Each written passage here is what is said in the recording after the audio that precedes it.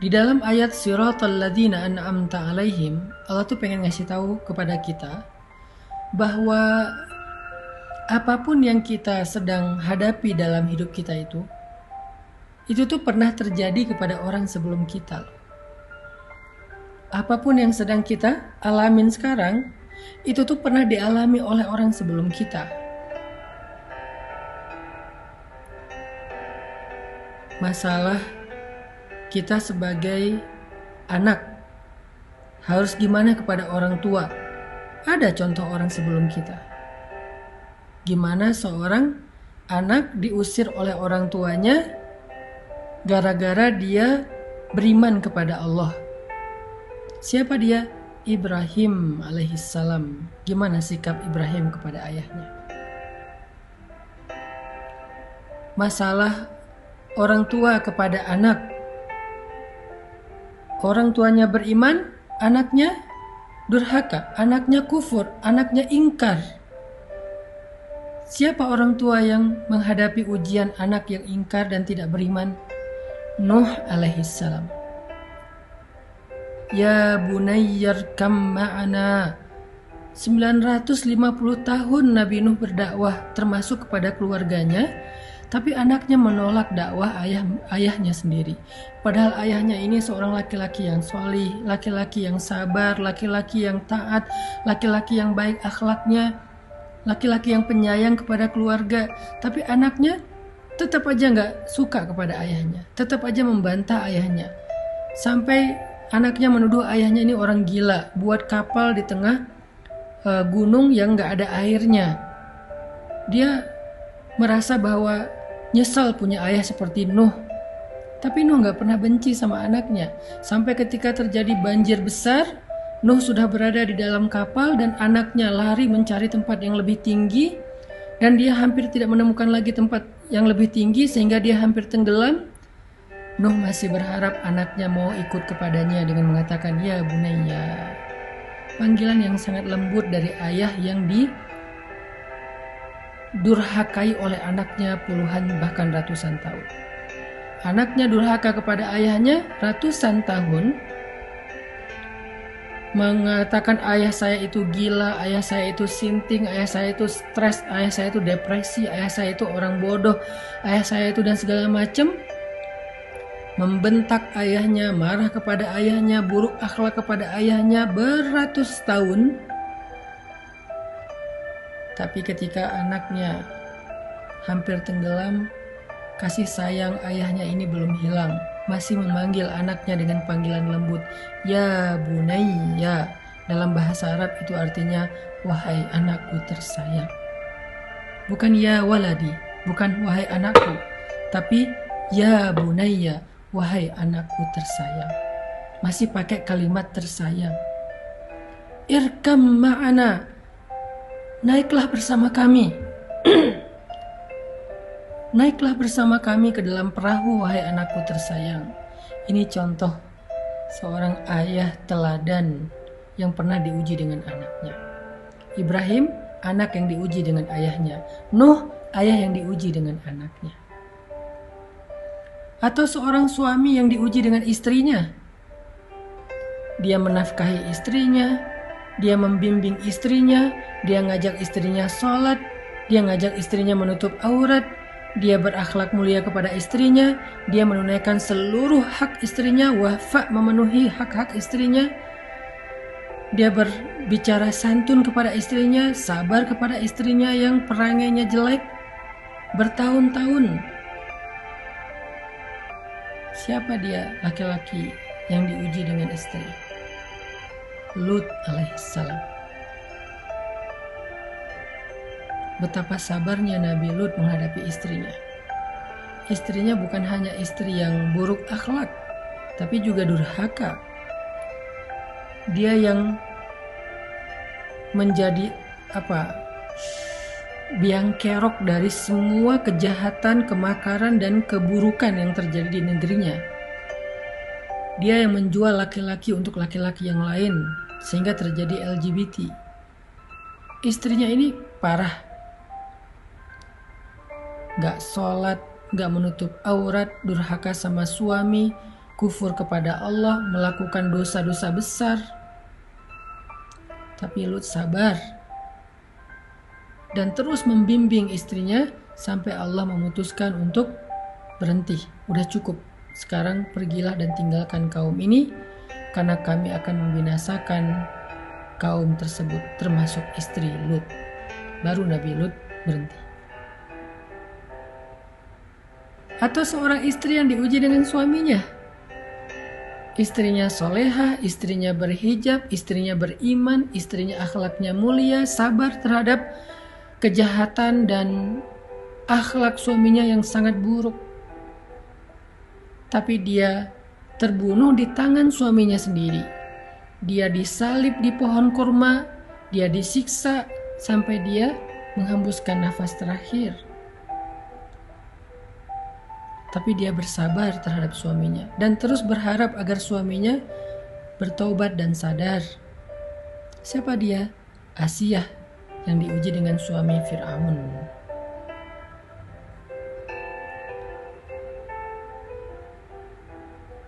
Jadi semua masalah yang kita pernah alamin dalam hidup ini, semua ujian yang sedang kita alamin dalam hidup ini, itu tuh udah pernah dialami oleh orang sebelum kita. Sehingga tugas kita adalah kalau pengen dapat petunjuk, kalau pengen dapat contoh, kalau pengen dapat semacam model untuk kita tiru, kata Allah udah ada tuh. Siratal ladzina an'amta alaihim. Apa masalah kamu? Ya Allah, saya punya masalah dengan orang tua, belajar dari Ibrahim. Ya Allah, saya punya masalah dengan anak, belajar dari Nuh. Ya Allah, saya punya masalah dengan istri, belajar dari Lut. Ya Allah, saya punya masalah dengan suami, belajar dari Asiyah. Ya Allah, saya punya masalah sebagai jomblo, cowok, banyak godaan dari cewek-cewek sekitar saya di kampus, di tempat kerja, belajar dari Yusuf. Ya Allah, saya seorang jomblo, perempuan, cewek, dan banyak masalah, banyak ujian dari cowok-cowok yang ngegodain saya, belajar dari Maryam. Ya Allah, saya pengen ta'aruf tapi gak tahu caranya, belajar dari Musa dan calon istrinya. Ya Allah, saya punya anak tapi gak tahu cara mendidiknya, belajar dari Zakaria dan Yahya. Apa masalah kita? Ya Allah, saya hampir bercerai, suami saya mentalak saya, talak satu, gimana cara mengislahnya, belajar dari surat At-Tolak ketika Nabi mentalak Hafsah. Ya Allah, suami saya suka ngata-ngatain saya yang jelek-jelek, belajar dari curhatnya seorang perempuan di dalam surat Al-Mujadalah atau Al-Mujadilah, Khawlah bintu Tha'labah. Ya Allah, orang ngomongin saya di sosial media, orang berbisik-bisik tentang saya di grup, mereka bikin grup baru dan ngomongin saya di grup sebelah, belajar dari surat An-Nur tentang haditsul ifki, pembicaraan rahasia. Ya Allah, istri saya suka cemburu dan menyusahkan saya sebagai suami, belajar dari surat At-Tahrim. Apa masalah kita? Semua masalah kita itu udah ada contohnya, karena mereka pernah mengalami persis seperti yang kita alami. Jadi kita nggak sendiri.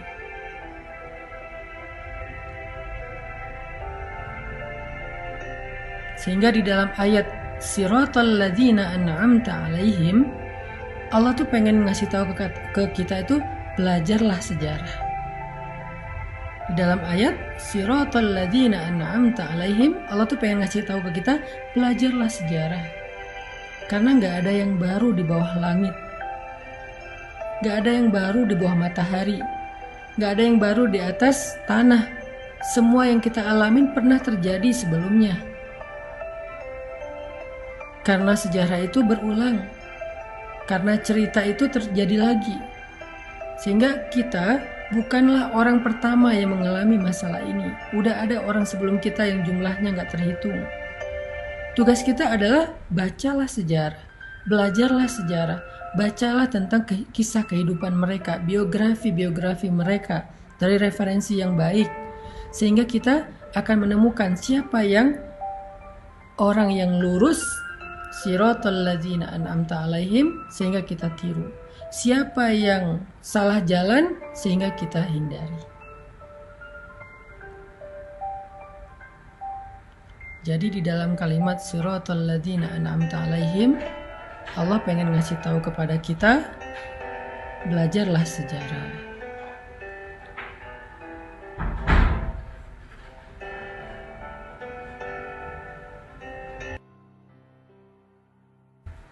Allah pengen ngasih tahu kepada kita, belajarlah sejarah. Sehingga dengan kita membaca sejarah, kita punya guidance, kita punya model untuk kita tiru. Apapun masalah kita.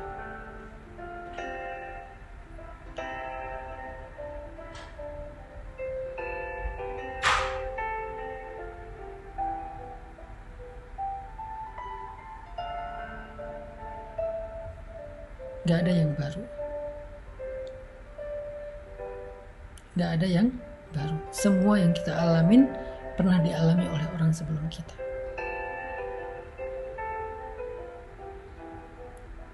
Tugas kita adalah belajar dari mereka, mencari tahu apa sih rahasia mereka sehingga bisa keluar dari masalah itu. Apa sih kunci mereka survive dari ujian itu? Apa sih langkah-langkah konkret yang mereka lakukan sehingga mereka bisa sukses, bisa Allah selamatkan dari berbagai macam keburukan. Lalu setelah kita tahu, ulangi, lakukan hal yang sama, maka kita akan mendapatkan hasil yang sama. Jadilah seperti Yusuf kalau kita seorang jomblo cowok. Selamatkan diri kita dari fitnah.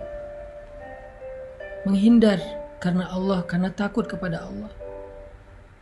Maka gak usah khawatir ketika kita menghindar dari pacaran, menghindar dari hubungan yang kelewat batas, menghindar dari ujian. Gak usah khawatir, nanti Allah akan memberikan ganti yang lebih baik, seperti Allah berikan kepada Yusuf. Kalau kita perempuan jomblo, siswi, mahasiswi, seorang pekerja yang banyak ujian di sekitarnya, banyak cowok ngelirik, ngegodain kita, PDKT, caper sama kita, belajarlah dari Sayyidah Maryam.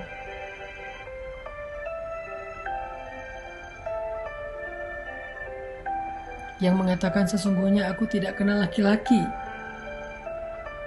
Dan aku bukan perempuan yang suka merendahkan diri dengan perbuatan dosa. Yang membatasi dirinya, walaupun bukan berarti kita nggak boleh bergaul, tetapi intinya adalah jangan berlebihan. Dan gak usah khawatir menjadi orang yang membatasi diri sebagai perempuan. Allah akan muliakan kita seperti Allah muliakan Sayyidah Maryam, seperti Allah muliakan istri Nabi Musa, seperti Allah muliakan Sayyidah Khadijah. Ya, Sayyidah Khadijah, perempuan yang menikah di usia 40 tahun baru dapat suami yang benar. Sebelumnya, suaminya wafat, nikah wafat. Dan bukan suami yang beriman, bukan suami yang spesial, walaupun mungkin orang baik. Karena Khadijah aslinya orang baik. Tapi gak spesial. Entah berapa tahun Khadijah menjanda. Di usia 40 tahun, harusnya seorang perempuan itu merasa semakin khawatir, semakin panik, apakah mungkin di usia itu masih punya jodoh, apalagi seorang jodoh itu masih single, baik, soleh, terkenal, tajir, mungkin dapat seideal itu di usia 40 tahun. Belajar dari Sayyidah Khadijah, jangan berputus asa, jangan pesimis, perbaiki aja diri kita, nanti Allah yang akan memperbaiki calon jodoh kita. Sehingga di usia 40 tahun Allah berikan kepada Khadijah seorang suami yang lebih muda 15 tahun dari beliau. Bukan hanya lebih muda, kalau bahasa kita berondong, bukan hanya lebih muda, tapi solih, tajir, Nabi pula, kekasih Allah, ideal banget. Secara fisik sempurna. Jadi kalau kita pengen seperti Khadijah yang dapat suami seorang Rasulullah SAW, maka jangan cuma baca sejarahnya, jangan cuma tahu kisahnya, ikutin. Apa yang kita nggak punya contoh? Semua masalah kita itu udah ada contohnya.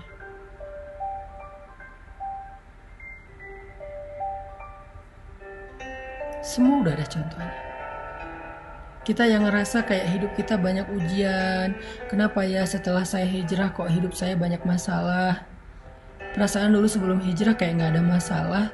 Sebelum hijrah kayak lempeng-lempeng aja. Sebelum hijrah hidup saya happy-happy aja. Tapi kenapa setelah hijrah masalah datang silih berganti dan gak beres-beres. Malah semakin hari semakin berat. Semakin hari kayaknya masalahnya, bebannya semakin nambah. Kenapa ya? Belajar dari Bilal. Belajar dari Bilal. Sebelum Islam, Bilal itu gak pernah disiksa. Dia budak, tapi dia diperlakukan dengan baik. Dia disuruh kerja, ngurus ternak, ngurus rumah, ngurus kandang. Memang dia bekerja kepada tuannya. Tetapi dia tidak pernah disakiti, gak pernah disiksa, hanya disuruh kerja. Lalu setelah dia masuk Islam, dia beriman kepada Allah, dia berhijrah dari kufur kepada iman. Tiba-tiba qadarullah dia lagi sholat, ketangkep sama tuannya. Dan tuannya ngerasa sangat malu kepada tuan-tuan yang lain, gengnya yang lain, pemuka-pemuka Quraisy yang lain, ngerasa malu karena gak mampu menahan budaknya sendiri dari mengikuti Muhammad. Budak aja gak bisa diatur, kan malu.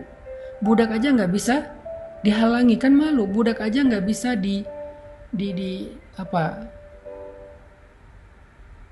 dikontrol gitu. Kok bisa budaknya aja lepas kendali sehingga beriman kepada Muhammad yang beda kabilah, sehingga mengikuti ajaran Muhammad yang beda suku, sehingga Umayyah bin Khalaf merasa sangat malu dengan imannya Bilal. Dia dituduh gak becus sebagai tuan, dia dituduh gak bisa menguasai budaknya, dia dituduh bukan seorang leader sejati, dan berbagai macam perlakuan mempermalukan dia. Sehingga karena malu dan panik, dia langsung menyiksa Bilal, memaksa Bilal untuk murtad dari keyakinannya.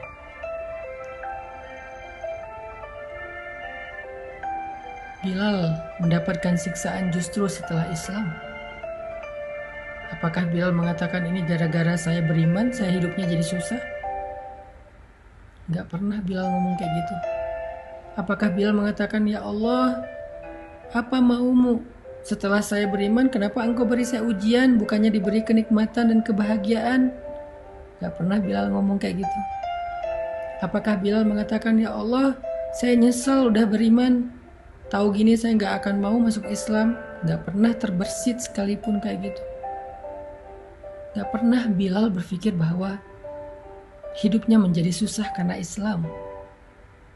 Gak pernah Bilal berpikir dia menyesal dengan keimanannya. Gak pernah dia ngerasa bahwa masalah dia itu justru setelah dia mendapatkan hidayah. Enggak pernah kayak gitu. Semakin disiksa dia semakin yakin dan bergantung sama Allah. Semakin disiksa dia semakin bergantung sama Allah. Bukan semakin melemah pegangannya ke Allah, semakin erat pegangannya ke Allah. Kalau kita kan semakin diuji, pegangan kita ke Allah jadi makin renggang ya. Jadi ragu, Allah benar gak sih mau nolong saya? Allah tuh janjinya tepat gak sih ke saya? Kok Allah gini sih sama saya? Apa maunya Allah? Makin renggang. Nauzubillah sampai akhirnya putus asa, melepaskan pegangan kepada Allah, belok arah, ada yang sampai murtad,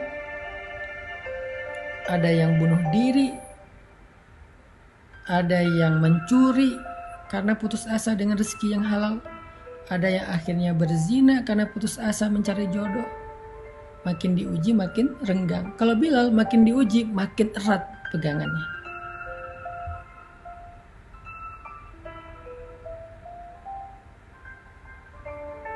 Makin diuji makin bergantung kepada Allah.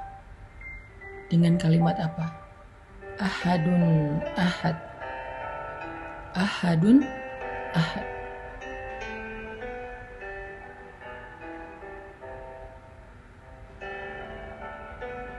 Cuman Allah satu-satunya. Gak ada yang lain yang saya yakin, yang saya sembah, yang saya tunduk, yang saya bergantung, yang saya berharap. Ahadun ahad. Makin disiksa, makin ahadun ahad. Jadi buat kita yang setelah hijrah merasa banyak diuji, belajar dari Bilal. Coba ikuti, teladani sikap Bilal supaya kita mendapatkan kebaikan hasil terakhir dan yang sama dengan apa yang dialami oleh Bilal. Apa kebaikan yang didapatkan oleh Bilal di akhir cerita itu setelah dia ahadun ahad sekian lama? Apa kebaikan yang akhirnya Bilal dapatkan? Allah mengutus seorang hamba yang hatinya baik, yang Allah ridho kepada dia, mukmin paling baik di antara semua orang yang beriman setelah Rasulullah dan Khadijah. Orang yang sangat mulia kedudukannya. Allah gak ngutus orang biasa, Allah ngutus orang yang paling istimewa. Akhlaknya istimewa, imannya istimewa, kedudukannya istimewa. Allah utus dia. Kalau Allah mau, Allah bisa aja ngutus Utsman, juga orang kaya. Bisa aja Allah mengutus Abdurrahman bin Auf, juga orang kaya. Bisa aja Allah mengutus Sa'ad bin Abi Waqqas, juga orang kaya. Banyak lagi sahabat-sahabat yang kaya. Tapi Allah pilih dari mereka semua yang paling baik akhlaknya, yang paling baik kedudukan dan kemuliaannya, yang paling baik imannya. Abu Bakar As-Siddiq. Allah gerakkan hati Abu Bakar untuk datang. Allah gerakkan hati Abu Bakar untuk menolong Bilal. Lalu Abu Bakar datang bilang ke Umayyah bin Khalaf, "Ya Umayyah, apa untungnya kamu menyiksa budak seperti Bilal? Jual aja dia kepada saya, sehingga kamu bisa tenang dan mendapatkan keuntungan. Daripada kamu menghabiskan waktumu, tenagamu menyiksa orang seperti Bilal, kamu gak dapat untung dan gak tenang.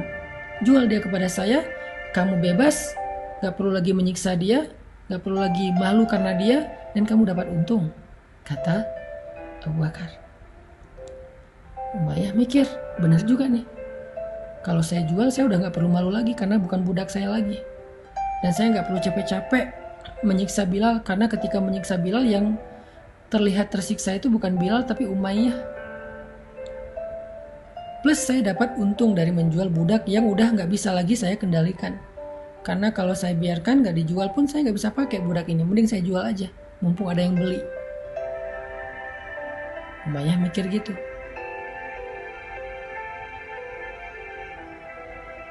Lalu Umayyah bertanya kepada Abu Bakar, "Berapa kamu mau membeli budak seperti Bilal? Berapa?" Kata Abu Bakar, "Sebutkan saja harganya. Coba." Abu Bakar nggak berpikir bahwa Bilal nih budak yang lagi nggak laku nih, murah pasti harganya, sebutin aja angka berapapun pasti dijual. Enggak. Karena Abu Bakar ingin menghargai imannya Bilal, maka Abu Bakar tidak mau menyebutkan angka. Karena iman gak bisa dibeli. Abu Bakar tidak mau menyebutkan angka. Ini cerdas dan bijaksananya Abu Bakar. Kata Umayyah, "Berapa kamu ingin membeli Bilal?" Kata Abu Bakar, "Sebutkan harganya. Sebutkan angkanya. Seolah-olah berapapun yang kamu sebutkan akan saya beli. Saya nggak akan menyebutkan angka untuk membeli imannya Bilal."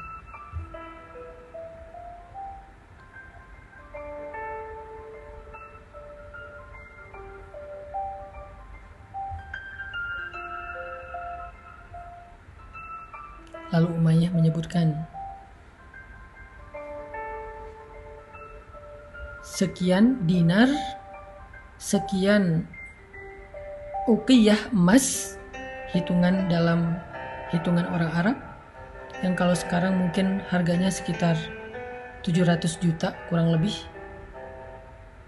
atau mungkin lebih dari itu persisnya. Dan Abu Bakar ketika tahu angka yang dijual oleh Umayyah bin Khalaf Bilal itu berapa? Uqiyah emas. Abu Bakar nggak menawar. Ya Umayyah, itu Bilal budak yang sudah tidak berguna, budak yang murah, yang udah sakit-sakitan setelah kamu siksa, masa harganya segitu? Saya nggak akan beli segitu, saya minta segini. Enggak. Ketika Umayyah menyebut angka, maka Abu Bakar mengatakan, baik, nanti malam akan saya kirim emasnya ke rumah kamu. Begitu cara Abu Bakar menghargai dan memuliakan Bilal. Atau lebih persisnya, begitulah Allah memuliakan Bilal. Seolah-olah Bilal ini sesuatu yang sangat berharga. Berapapun disebutin oleh Umayyah, Abu Bakar setuju. Malah setelah menyebutkan angka itu, Umayyah nyesel kenapa nggak ngomong lebih tinggi. Ada seorang laki-laki bilang kepada Abu Bakar, ya Abu Bakar, kamu membeli Bilal dengan harga yang sangat mahal. Apa kata Abu Bakar? Demi Allah, kalau Umayyah meminta 10 kali lipat dari harga itu, saya akan tetap membayarnya untuk membebaskan Bilal. Gak akan saya tawar. Umayyah yang nyesel kenapa nyebut angka segitu, padahal itu udah ketinggian. Nanti malam saya kirim. Lalu setelah akad jual beli, Abu Bakar datang kepada Bilal, melepaskan ikatan Bilal, memberi minum kepada Bilal yang sedang tersiksa kesakitan, membelai rambut Bilal, memeluk Bilal untuk menenangkannya, sebagai tanda bahwa dia udah punya saudara sekarang, yaitu Abu Bakar As-Siddiq. Dia dilindungi oleh Abu Bakar, dia aman, gak usah takut lagi. Kemudian membantu Bilal, memapah Bilal untuk berdiri tegak.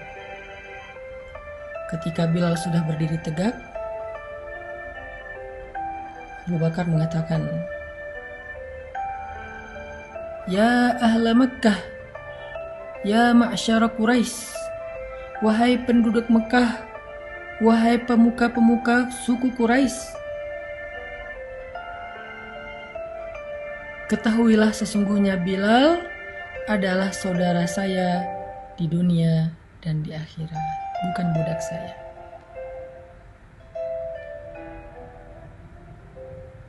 Sesungguhnya Bilal adalah saudara saya di dunia dan di akhirat.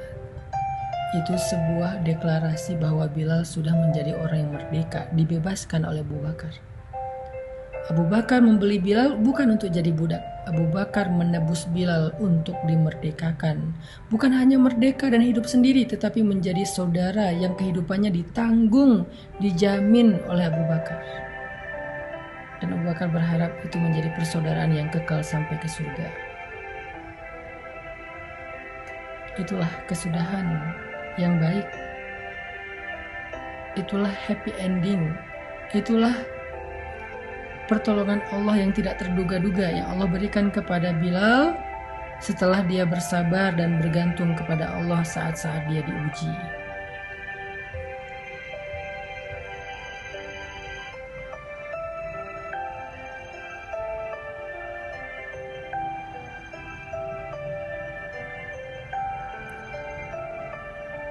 Jadi siapapun di antara kita yang ngerasa diuji setelah hijrah, yang ngerasa diuji setelah bertaubat, kita itu bukan orang pertama yang kayak gitu. Walaqad fatanna alladhina min qablihim fala ya'lamanna Allahu alladhina shadaqu. Allah udah menguji orang sebelum kita. Salah satunya Bilal, maka belajarlah dari Bilal. Masih banyak nama-nama orang lain, sahabat-sahabat lain yang diuji juga setelah berhijrah atau setelah bertaubat ataupun masuk Islam. Termasuk nanti ada nama Mus'ab bin Umair, ada Sumayyah, ada Yasir, ada Ammar, ada Dhinnaira, ada Khabab bin Ars. Ada banyak nama-nama mulia yang mereka justru diuji setelah mereka beriman kepada Allah. Jadi kita yang ngerasa punya cerita yang sama, walaupun mungkin cerita kita receh lah, lebih ringan dibandingkan mereka, maka belajarlah dari mereka. Kalau pengen dapat hasil yang sama dengan mereka, kalau pengen dapat kebaikan yang sama dengan mereka, belajarlah dari mereka. Gak ada yang baru di bawah langit kita.